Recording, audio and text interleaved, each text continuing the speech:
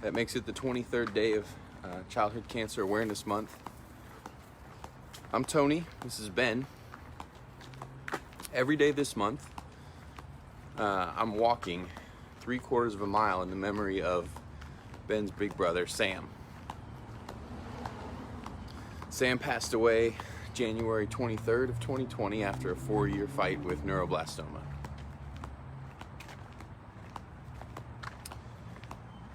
And the last 6 months of his treatment, we spent up in New York City. We would stay at the Ronald McDonald House. We'd walk every day over to Memorial Sloan Kettering Cancer Center, which there and back is 3/4 of a mile. So that's what we walk every day. And we talk a little bit about Sam and what he went through. We talk with some of our friends who are also going through this. And we talk a little bit about what we're going through. Kind of sometimes wish I could crawl into Beanie's head here and see what he's going through in his head. I'm just waiting for him to start asking, because he loved his brother, but there haven't been any of those questions since January about where is Bubba. The closest we came was just like 2 weeks ago. Ben asked me if Bubba was in the car. I said, no, Bubba's not in the car. And that was kind of the end of the conversation. So I have this, I think I have like the thread of something that I want to talk about today. I don't know if it's like a fully fledged thing, so y'all bear with me. Your mom and I were talking about expectations the other day. And when your kid is born, suddenly you start having all these big dreams about what life is going to be like. Maud played baseball and softball growing up, so for her, when the kids were born, she has visions of them, playing ball just like she did. I played soccer growing up, so visions of them, winning high school soccer games. You wonder about what kind of person are they going to grow up to be. My daughter Emmy's going to grow up to be an attorney, I hope. She argues enough.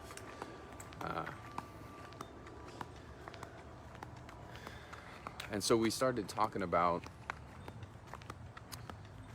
the expectations that you have and how that changes when you get that cancer diagnosis for your kid. And it kind of reminded me of, Emmy asked me the other day about driving and how hard is driving and what do you pay attention to. And when your kid shows up, when you're first driving, I don't know about you guys, but my attention was about 15 feet in front of the car at all times, just trying to make sure I was keeping it between the lines. And then as I got more and more comfortable, now I would never put my attention 15 in front of my car. It's all the way out there. The keeping it between the lines part is just kind of natural. And so we watch way down the road. But it's funny how when you get into traffic, heavy rain, difficult driving conditions, all of a sudden you bring your attention right back to like right there in front of you and just trying to keep it between the lines, not run over the cones they have all over your street right now. And that kind of the two crossed over in my head one another, because when we first have a baby, we're looking at first words and we're looking at crawling and we're looking at walking, and then all those things start happening naturally. So you start thinking about bigger stuff like schools we're going to go to, what are their interests going to be, the sports stuff that we talked about, what kind of person, what kind of adult will this thing start to grow into at some point. And we had all of those for Sam. And the diagnosis comes, and all of a sudden he was 3. So my wife's words, all of a sudden it was, are we even going to make it to kindergarten? And it knocks all of those expectations and dreams and hopes. Like you still have them, right? Like I still thought all the time about what kind of adult would Sam end up being.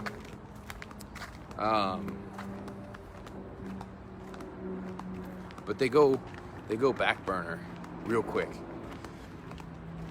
And so, you end up at first, and then even within the cancer fight, I think the expectations change too. We first, I think I talked early on about how at one point, Sam got moved from high risk on his first treatment go around. He got moved from high risk neuroblastoma treatment to lower risk or intermediate, which meant less powerful chemo, fewer chemo sessions and stuff, fewer side effects, and we were excited about that. And we didn't want to talk about trials or qualifications for trials because we wanted this cancer to be one of the normal kinds of cancers that didn't need a trial. Because if you qualify for a trial, well, you're qualifying for experimental medicine. That there's some thought that what they have now isn't working, or not working as well as it could or should. And then, so that brought everything kind of closer in on us. And then, when he got well, for a little while there, all of a sudden, it's harder this time.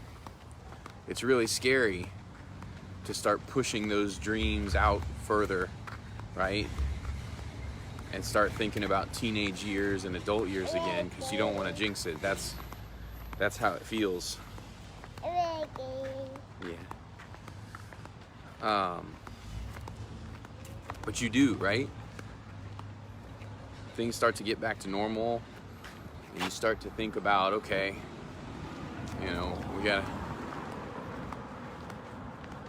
we gotta continue preparation for making this a functioning adult in society.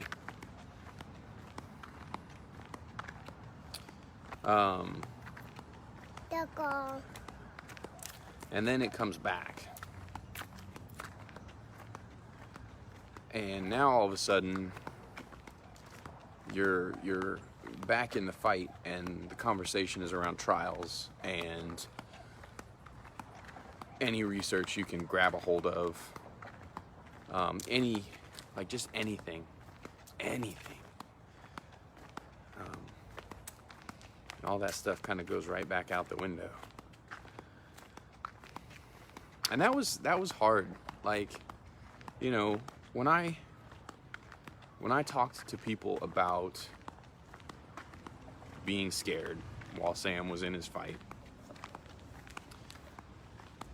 I almost inevitably said to them something around, the biggest thing that I'm afraid of is losing him because he's such an amazing kid. I know that he's going to turn into an amazing adult. And he'll have the power to actually, do something with everything that's inside him, right? These, kids have the most amazing hearts, but in most instances, they don't have any power to use those hearts and make change in the world. And I could not wait to see the change that Sam was going to make in the world when he grew into that power. And to this day, it cuts really deep when I think about that the world will never know.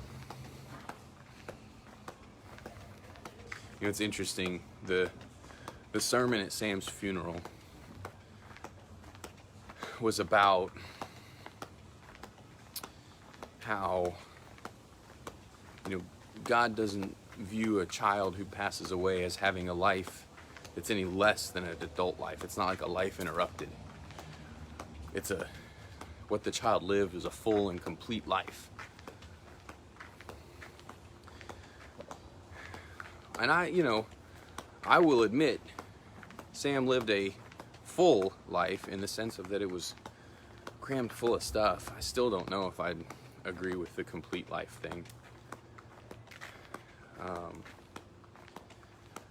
I feel like there was just so much potential for good and for change that he had that, again, we won't get to see. But on the lighter side of that, what a change in so many people did a 7-year-old boy make while he was here. And who's to say that, I've talked to some people who have made changes in their life and the way they live in Sam's memory, and because of what he taught them. And who's to say that that would have happened, right? Maybe they needed that, and maybe he needed to do that to have the impact that he had.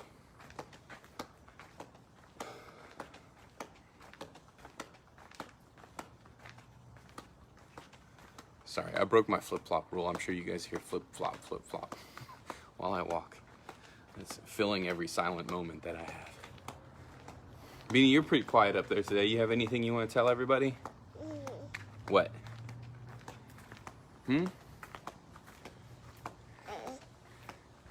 Anything? Yeah? You see a garage? Oh, okay. I think it's full of dirt in there. I think about. Yeah. Oh, okay. Thank you for sharing. I think about there's all these little reminders of those expectations that went by the wayside. I walk out my back door and there's a sailboat that we've been working on for a little over a year now, restoring. And, Sam helped me with some of that early on, and he was always going to be the first mate. Emmy didn't want it. And so he and I talked about it, and he was going to be the first mate. And now I look at it, and every time I'm reminded that that's not going to be the way that it is. And that doesn't mean that it's not going to be good. I think that's something important that we have carried through this, is that just because things aren't going to be the way you expected or that you planned, that doesn't mean that they're not going to be good. Would my life have been better if I still had my son and all 3 of my kids and got to watch, 3 weddings, 3 graduations, grandkids from all of them? Of course it would have been better, but that doesn't mean that I'm not going to have a good life.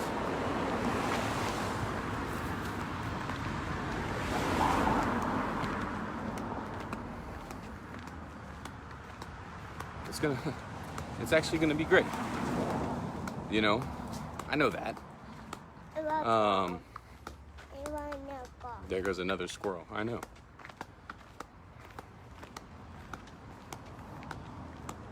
Life is gonna be great. It's never gonna be what it possibly could have been. But when is it? I don't think it ever is. Right?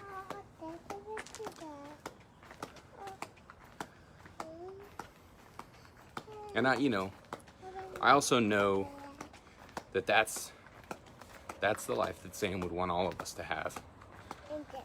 He was a big liver. Not like the kind in your tummy, but like he lived life and enjoyed life. And, you know, he would want all of us to have a great life. And, you know, and to hold on to the good memories that we have and try to let the bad ones fade away.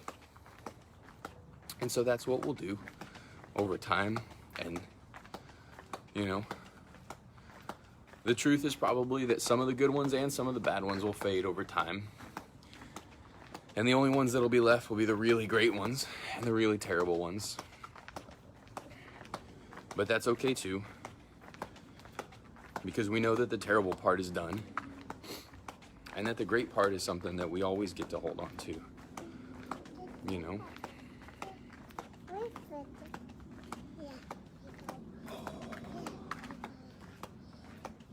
Let's try to think of a funny Bubba story. Okay. You got one? What is it?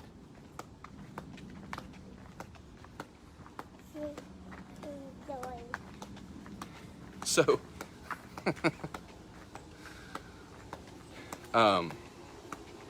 one time when we were in New York, Sam and I went to a Mets game. And we are going up. This was after his, he had had his Omaya, which is a catheter that was on top of his head, tapped. We'll scoot you up, Beanie. And so he has this, like, his head is painted with,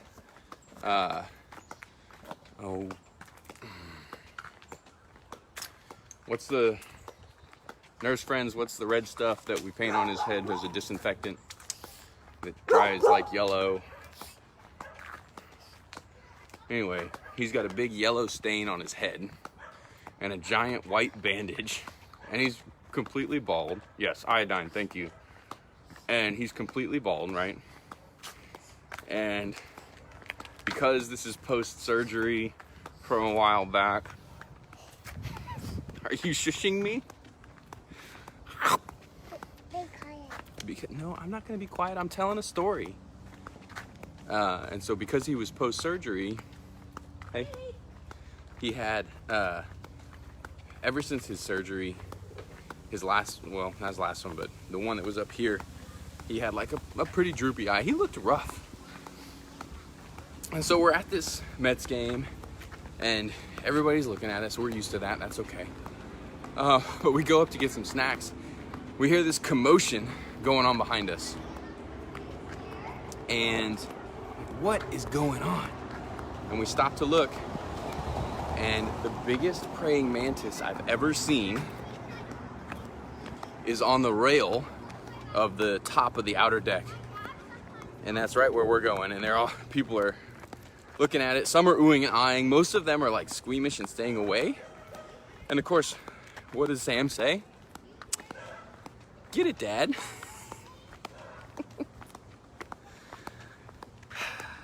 And so I'm holding on to him with one hand, and I get my hands around a bug that's, I mean, literally the size of my hand. And I got a hold of him in this hand and the bug in this hand. And the people around me are just looking at me like I'm crazy. And Sam goes, I got it. And he puts his hand out. This thing was half the size of his arm almost. And he grabs it. And I mean, I hope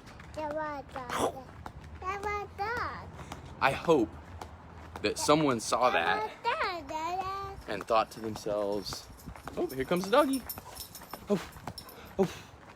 Someone saw that and thought to themselves, man, what a brave kid. And took it like one step further to say, you know, maybe there's just, you don't have to be afraid of things. Because, I mean, here's this kid who, you can look at him and tell that he's in the middle of a fight. a hard fight. And he grabs a critter that you couldn't bring yourself to come within 10 feet of, and he's grinning from ear to ear. Like, I don't know, you know? Beanie says that I'm rambling and it's just... It's time to be quiet.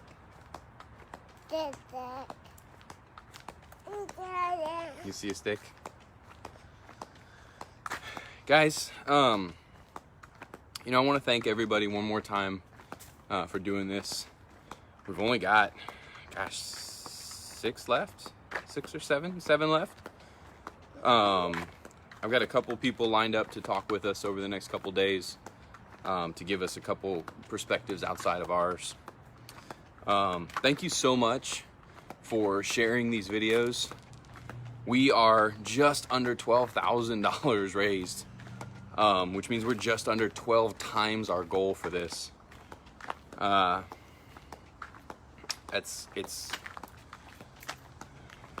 blown away. Like, y'all have never failed to just astound me with your generosity. And I know that it's harder to provide that generosity without Sam here. Like, it's easy to look at him or look at us and say, I want to do whatever I can to help. And it's a lot harder to do that when it's not as in your face as it was when he was here. But y'all are still coming through, and you're coming through big. So thank you so much. We really appreciate y'all. You want to say bye-bye, Beanie? Bye. We'll see you guys tomorrow.